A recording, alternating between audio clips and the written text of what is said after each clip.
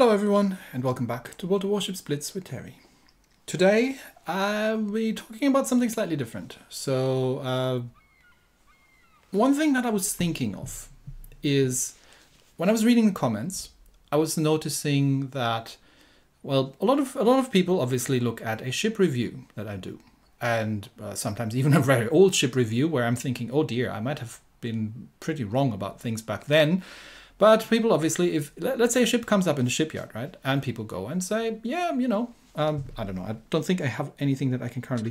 That's the port, Terry. Where's the shipyard? Shipyard's in the shopping bin. So if let's say a ship comes up in the shipyard and people say, oh, should I buy this ship for resources? Well, I'm a quick Google search for a review of the ship, which means I think it's actually good for me to talk quickly about what do I do when I review a ship. What's my intent? What do I do? What's my thought process there in and how do I judge a ship? How do I say this is a good ship, this is a bad ship? The other thing that comes up is if I have a ship that I really don't get along with, like I don't know, the Lion or something. Usually most people tend to agree with me. I don't know if they've ever played the Lion, but some obviously have. But there's always a person or two who says, you know what, I disagree with you. And I think that's great because I would hate to be right all the time. I don't think I am, very much not. And you learn something from people who disagree with you because they might offer a different viewpoint. So I'm thinking, why do they disagree, however? So if somebody says, oh, I like frequently get great games in the Lion, and so I'm like, what am I doing wrong? And am I doing something wrong? Or do we have very different expectations and approaches? Because look at the ship. If I take the filter off here, this is a press account. So you can you see how many ships there are? I haven't counted them. Actually, probably the tech tree is a better way to see it. If we look at the tech tree, just the tech tree alone, right? You see how many ships there are. And it's a crazy amount. And all these lines have their own gimmicks. And then within these lines, all these ships are different from each other as well. So when I play a ship that I haven't really played at all before, and I get to, and this is without the premiums, right? I play a ship that I haven't really played before, and I get to play it sort of for the first time, and I get to test it. How many games am I playing in a ship? So generally, my rule of thumb is sometimes I get ships that I get along with very quickly, and I played 3, 4, 5 games maybe. Sometimes I have to play more than 15 games on a ship to really get an idea of what the ship's about. But there are people who have played hundreds of games on one single ship. I can't do that because, well, I have work to do, and also I am also still, you know, making reviews for other ships. So that is not to say that the review is my underlying testing for the review is not comprehensive. I test until I have a feel that I figured out what the ship's good at and what it can and can't do. The second thing that I'd really like to point out, and I don't know if that really affects everybody, or maybe the people who are commenting saying yes, the ship works really well, tend to play in divisions. I intentionally don't, because I want to test if I test a ship, my intended target for this ship is the average player. And if you look at random battles, most of the time players are not in divisions. Divisions are comparatively rare. So most of the time, for most of you who watched a review, I would like to get as close as possible to the experience that you're going to get. And this is also reflected in the setup. So if I was looking at a tech tree ship, so let's say I'm going to look at the Nagato. I would, if I was going to test this ship, I would play with standard consumables. I would generally purchase the Seaborne Assault camo, because that is one that I don't have any other camo and I just need one, and it's only silver, it's not gold. and it's reasonably useful. It gives a bit of hit points, which makes it generally not completely useless. But I also, I don't use premium consumables. And this being, so let's say this is a tier 7 ship, I would look for, let's say, a level 7 commander. I mean, I've got a level 8 commander. I could assign him, and then reset and set up this commander. Why am I sort of matching commanders to tiers? Well, because if you're grinding, and I've done this, if you're grinding with a new commander on the beginning of the line and you're not, switching, then by the time you made it to tier 10, without necessarily too much free XP spending, you would roundabout end up probably around a level 10 commander as well. The last 2 levels actually take a lot of XP. Let me see if I can find a level. Let's see. How about him? So it takes 225,000 commander XP to get to commander to 11, and then do I have one on 11 around? I don't, but I can quickly get him. Hang on, I can get him leveled up quickly. So we get him up to level 11. And then it's 300,000 XP to complete level 12. These two alone take over 500,000 commander XP to grind out. That is a lot. Not everybody, especially not people who are starting new on a line, do have commanders around. Now, some of you obviously do, right? And especially at tier 10, people tend to spend money on historical camouflages, but historical camouflages are expensive. Let's have a quick look. Let's look at a tier 10 tech tree, anything that doesn't have a historical camo. And let's see. So the historical camouflage on the Des Moines would cost 6,000 gold. Now you can have a look at the gold shop, and we would let's take this one. It's 6,100. It's 31 Australian dollars. So that's probably that's a cafe lunch for 2 people, maybe ish. Not anymore with the inflation going, but sort of, sort of the ballpark, or like 6 cups of coffees. It's not outrageously expensive, but you can buy games on Steam for that money. So, and that's just one item, right? So that's why in lower tiers, and let's get back to our battleship here. In lower tiers, I would generally not use the historical camouflage, because nobody does that, right? If you're grinding through a tier, you have a goal, right? You want to reach the Yamato, let's say, right? You want to reach a higher tier. Oftentimes, you wouldn't purchase a historical camouflage for this thing, because that's still 2,500 gold. That's a lot of gold.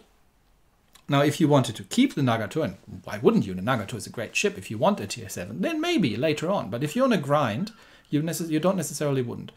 So that's why I play with that. And that's why I also don't play with fully decked out commanders. So when I'm doing reviews and when I'm testing, I am playing as a solo player in random battles with, most of the time, unless it's tier 10 or I'm testing like premiums, because I assume if somebody pays money for a premium, they are prepared to pay more money to boost the premium further. That's also why I would often go with this is sort of the standard setup. Now, obviously in higher tiers, and some of you have pointed that out, and I will try that eventually. Some of you have said, well, maybe do 2 kinds of battles, like one with a how does the ship look like if I threw all the money at it? And but the 2 battles that I choose are generally they're chosen from a set of battles, right? So I've got, like, let's say somewhere between 5 and 15 battles recorded, and I'm looking at the battles under the lens of which one shows what the ship is capable of best. And often you can't do that in one battle. Let's say you have a ship that has strong AA. I don't know. Let's I've just recorded the Tokachi review, right? So what do I want to show about the Tokachi? Well, the Tokachi has a defensive AA, and the Tokachi has 200. I think it's 221 or so large caliber AA by default, with all the buffs and whatnots. You'd be tempted. You as a new player looking at it, you'd say, okay, this ship's got pretty good AA. So obviously, I want to include a battle against the carrier where the carrier is actually focusing on me, to show what the AA can and can't do. What else is the Tokachi good at? Well, it's good at kiting, but it's not very good at close range engagements or high maneuverability engagements. So obviously, I want to have a battle where I am doing what the ship's good at, and if I can, also show a scene where the ship struggles to do something, where I'm saying, okay, no, actually, you know, this isn't working. I need to disengage here. I can't dogfight this because this ship isn't maneuverable enough. So that's what I'm trying to, that's how I'm picking the battles. Obviously, I try to pick battles where I live longer than 3 minutes, because otherwise I can't talk about the ship, because the ship's no longer there. It's been sunk. So that's kind of the purpose. But that's why I'm picking the battles out, and it can be reasonably difficult to find 2 battles that really show what the ship can and can't do. But I will try to see in reviews going forward if I can kind of incorporate the free-to-play setup versus, especially with tech trees, the free-to-play setup versus the whale setup, where you have everything maxed out to the wazoo. But generally in the reviews, I try to play in such a way as I think the majority of you is going to experience the ship, to show you what, because there's no point in having a, let's say let's go back to the Nagato for that one. Let's say I'm taking that thing and I'm throwing everything at it, right? So I could throw historical camo on it, more hit points, more range, better dispersion. And I'm going to throw the premium heals at it, right? And then I'm going to take, probably not Mikawa, but I would say I would put, where he at? I would put Yamamoto in there with an armor-piercing cap shell plus with 15% AP penetration. And you'd see the ship shredding, right? And you'd be going, yeah, you know what? I should totally grind this line. And then you play the ship, but not with the same setup, and you don't get the same results out of it. And you feel like, all right, maybe I'm just not as good, or maybe Terry's is better. I guarantee you, I'm not. So that's why I'm trying to do this on a more general setup. So after 12 minutes of talking about this, you're probably bored to tears by now. Let's actually let's do something in practice. So here I've got the Vanguard, because I did want to re-review the Vanguard. I can't remember what they buffed, probably the AA. But if I'm going to, let's say I haven't been playing the Vanguard in ages. And let's say we want to test the Vanguard. So I have put a historical camo on this. Why? Because this is a premium ship. So someone's willing to probably spend money on it. And they probably want a historical camo on that as well. Just my assumption. That's why with premiums in general, I would put the historical camo on, which is just the standard battleship camo. So there's not an awful lot to talk about. And I would have to have a look and see, okay, precise aim, British premium battleship, so probably more could be more AP focused than HE focused. Sonar is an interesting choice. So some destroyer capabilities. Let's have a brief look at the thing then. See what it can do. 381s, so 48, okay. Fast reload, 17.5 seconds. Good range and hard-hitting HE, but probably a relatively decent AP as well, especially with that reload. Good turret traverse and 133mm secondaries with an okay range. So definitely not a destroyer hunter, but lots of AA. I would have probably preferred a def AA on this ship over a sonar, similar to the Hood. But I'm sort of thinking to myself, yeah, probably Hood-ish, Hood-like. Do I want to... Oh yeah, did this thing get rapid reload? No, it did not. It gets the precise aim. Do I want to go for reload or do I want to go for dispersion? With a precise aim... Precise aim 2? And I'm thinking out loud right now, right? Because I literally haven't done this in a while. Just to illustrate my thought process. With a precise aim 2, 35% accuracy, the 7% from the module probably not going to make a difference. Plus only 8 guns. I'll probably try to go with a reload. If I put that in, obviously this will weaken my turrets, so I'm going to have to, you know, take a look and see how often I get my turrets shot off and if it becomes an issue. Which we can sort of compensate with the armament repair expert a little bit. But for now, let's just have a quick look. So we have a precise aim, so we do need to reset this commander here. And we need to actually, the other thing we need to look at, okay, armor is terrible. So typical British battle cruiser thing. 55,000 hit points, however, is a decent hit point pool. So maybe we can do some HP tanking. How many precise aims did we get? We get 3 out of the box. That is usable. So maybe, well, we're going to go with the underwater protection, and I'm going to go with torpedo alert for now. Although I do have sonar. Yeah, I could get myself an extra sonar, but I don't think I need that. I could go for the armament repair expert. So yeah, let's do that actually. So let's go for the armament repair, because I do have the sonar. I don't necessarily need the torpedo alert. Obviously artillery maintenance. I don't have AA, so we can take victorious charge. I can take survivalist, although I'm not using premium heals. It's not making as much of a difference, but given the dreadful armor on that thing, that might not be a terrible choice. Now here comes an interesting choice between exploit weakness and recon. And the recon gives me sonar duration and cooldown, whereas this gives me... Now, this doesn't look like an HE spammer, to be fair. I mean, the HE is good, but this almost looks more like something that that might have some good AP. I'm just going along with the trend here, because Warspite and Hood had pretty good AP, so probably this thing as well. So I might actually go with the sonar skill. It's a choice, really. I'll go with the exploit weakness. I'm not actively hunting destroyers. I do, however, want the marksman skill, so no fully prepared. And yes, it's a battleship. It's not American, so extinguisher it is. Not really an awful lot of choice here. I'm going to go with a demo expert. And yeah, compartment maintenance maybe.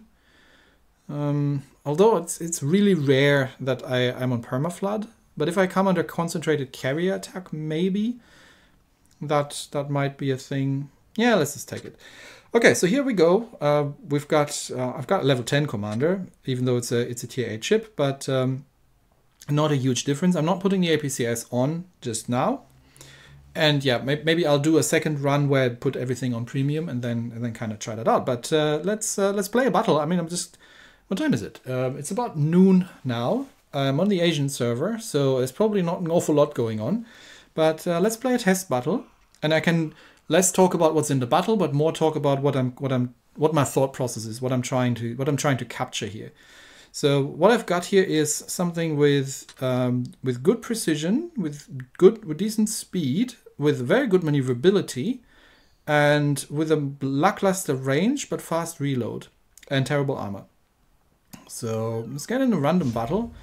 And yeah, there's not an awful lot going on the server right now, because it's Sunday and it's noon on the Asian server. It generally starts getting a little livelier towards evening here.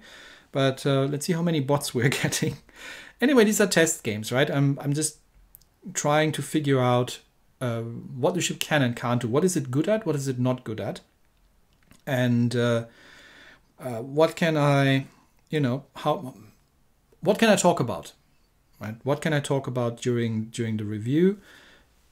But again, just playing a bunch of games, testing the ships with an intent of getting a feel for it. And it looks like we've got a full set, actually. We're playing Ranger, Bismarck, Amagi, NC, Kansas, Shapi, and Takao. No DDs. Okay. Domination fault line. So we do have carrier, but it's a tier 7 carrier. We have relatively decent AA, but terrible armor. Okay, and we're spawning with the only destroyer. So there's probably a cruiser. There's probably a cruiser on A, so I'm gonna go and follow that Kaguro. Kaguro can scout, and if he goes now, if Kaguro goes B, then I can't go A. But Come on, Kagero. Fire up your engine boost. I'm outrunning you here. Where is he going? Okay, Kagero cannot make him. Okay, let's see. Come on, capture A. Area A. I'm giving fire support here. Why are you running on half speed? You. Oi. Why can I not there? Come on. Get in the capture circle. What are you waiting for? Ah, sod it. I need to do it myself. See, this is the other thing, right? You're playing with randoms. And I think Kagero does not want a cap. Okay, I'm going to do it myself. There are only... Now, if I run into 3 battleships, I'm screwed. Because I'm not way of disengaging. Okay, I'm detected. Someone is in A. And it's the Shapi. Hello, Shapi. Okay, Shapi does not have... Why am I on HE? Ah, crap. Yeah, I don't want to be on HE. AP it is. Screw that. AP all the way. Obviously, insta-fire, insta-triple fire, Damakon, battleship over there as well. So I think we are going to need to... yeah, that's an Amagi. We are going to see what we can do at long range. We still got the precise aim up. Hello, Shapi. First heal up, and that was disappointing. Two overpens. But Shapi is now going behind an island. So I can switch fire to the Amagi, and I'm going to stop here for now because he's outside the capture circle, and obviously that's my permafire. So shots out at the Amagi, and just put her in reverse, and see Kagero has woken up, and the AP is not doing an awful lot, if I'm going to be honest. Well, that's okay, but what the... Oh, gods. Why am I have to play with these people? Okay, Shapayev comes around the corner, which means I need to give broadside to the Amagi to get around there. We get the shots out. That's gonna hurt. Where is Shapi coming? Shapi is probably gonna go for a torpedo run. So let's make sure we're reloaded by the time he gets there and try to build up some speed to get away from him. And come on, are you coming out? Where are you gonna go? There you go. Hello. Precise aim up. Fire. Everything fire. Sonar up. Torpedoes are probably gonna miss. And that should, because we have predicted that was gonna happen. And hopefully now we can take down the Shapi, but of course he is turning away. Let's get the salvo off. And one overpen, he slowed down. Dang it. Okay, I can't really stay here. I do need to disengage, and because that Shapi is just going to burn me down. Let's see if we can get another shot off at that thing. Heal. And yeah, Amagi is focusing, and there comes like a Minnesota or something. Okay, another citadel on the Shapi, but yeah, unfortunately, with there's not an awful lot we can do here. I am trying to wear the Shapayev down to give the Kagero a bit of a chance, but it's tough going, obviously. And I do have to, yeah, there's a Kansas on the other side, so I do have to watch out with that a little bit as well. And the Shapayev is now outside range, which means I might be able to get some flanking shots into the Kansas. Let's see what we can do with that thing.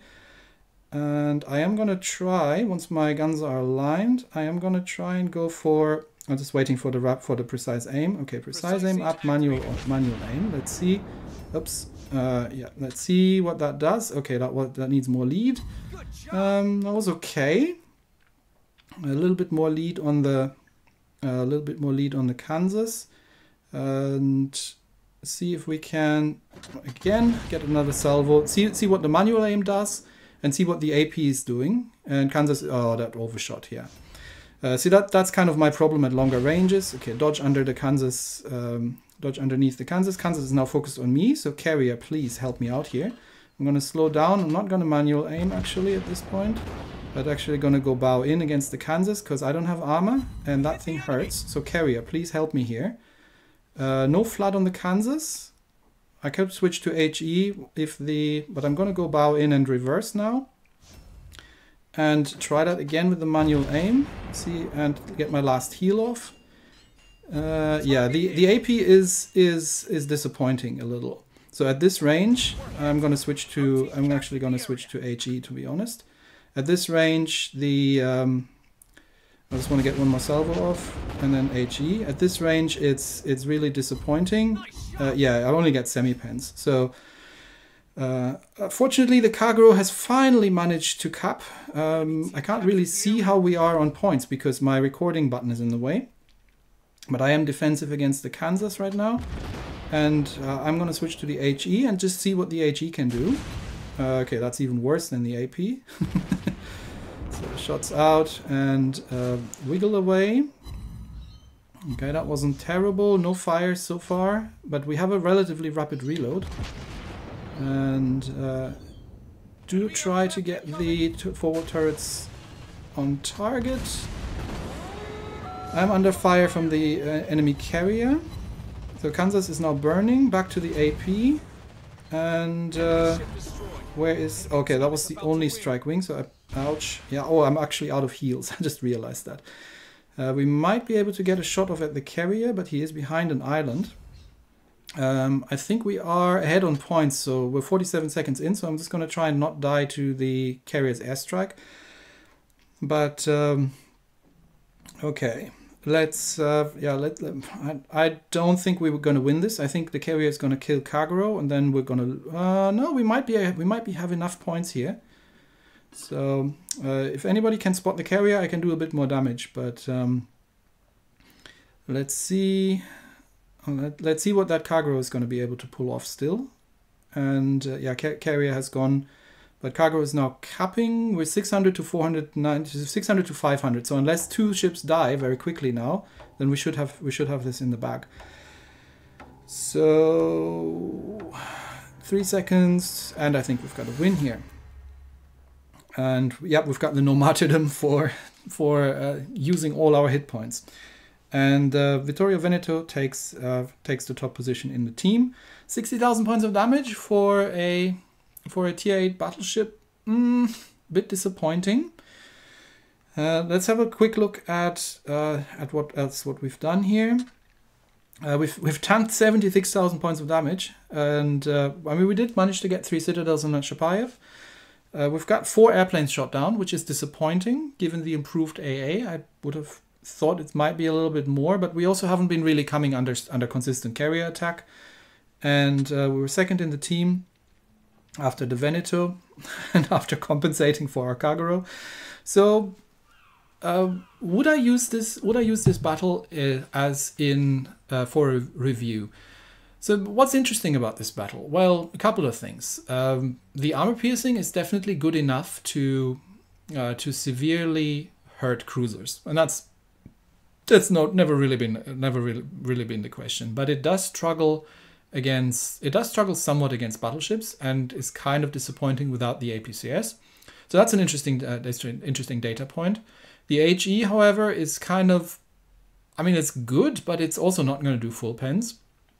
So the armor is definitely not there, but you have the maneuverability to compensate. That's kind of something I've learned, and that I can show by, say, dodging underneath that Minnesota salvo.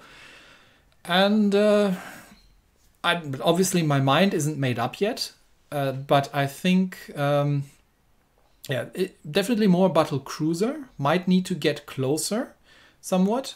And does somewhat struggle without the APCS skill to actually penetrate battleships with the armor piercing. So what I'm going to do, what I would do next is try a couple more rounds where I'm playing HE against battleships and see if that makes more sense. Would I use this battle for a review? Maybe.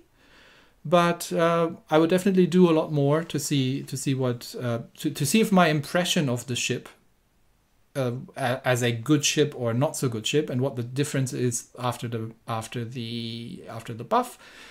I would get that refreshed, and I would definitely try with a fully decked out setup as well. The other thing that probably would be a reason not to put this battle is because of the complete derp of the Kagero, and I don't like putting players into a spotlight like that. I mean, obviously a new player, and they don't know how to, or might be new with the Kagero, but definitely doesn't know how to play Japanese torpedo destroyers. And I probably wouldn't use it for that reason alone. I mean, we can all laugh about mistakes that we're making. But if I get a better bottle that shows off the things that I want to show off, I would pick that over this one. So that's been 30 minutes of me rambling about how I'm doing the testing. But hopefully this gives you a bit of an insight into what I'm trying to achieve with reviews, and what kind of audience I'm gearing that towards, and what I'm trying to point out. So at the end of the day, the most important thing for you to take away is that don't get a ship because I said it's good or not, right? I'm more leaning towards light cruiser, destroyer, scout cruiser play generally. So these are the sort of ships that I prefer. I can play battleships, but it's not always my favorite. And although I'm trying obviously to be objective, it might shine through. But take away from a review what you see me do in the ship, and what you would think of what would I have done in this situation. What can the ship do? What can't the ship do? Am I saying this is a good or a bad ship? That is literally just my impression. As much as I try to be objective about this, take away what the ship can do and can't do. If this fits your play style, if this fits your preferred play style, if you say I like to play this particular way, and this ship probably works really well for me, even though Terry doesn't get along with it, and says, nah, it's probably not a great ship, but it might, for you, it might be, because it fills that niche of style that you really enjoy, and it really works for you well. So that's what I would like you to take away from these reviews. And obviously take into consideration that I'm learning, as every day. And if you see a review from me that's 3 years old, I probably didn't know a lot of things then that I know now. And if you see one, if you are from 3 years in the future and you see this one, do take into consideration that I have learned a lot of things between when I made this video and when you're watching it, and that I might see things differently. Anyway, that's it for me today. Thanks everybody. Have a great weekend, and I will see you next time. Bye-bye.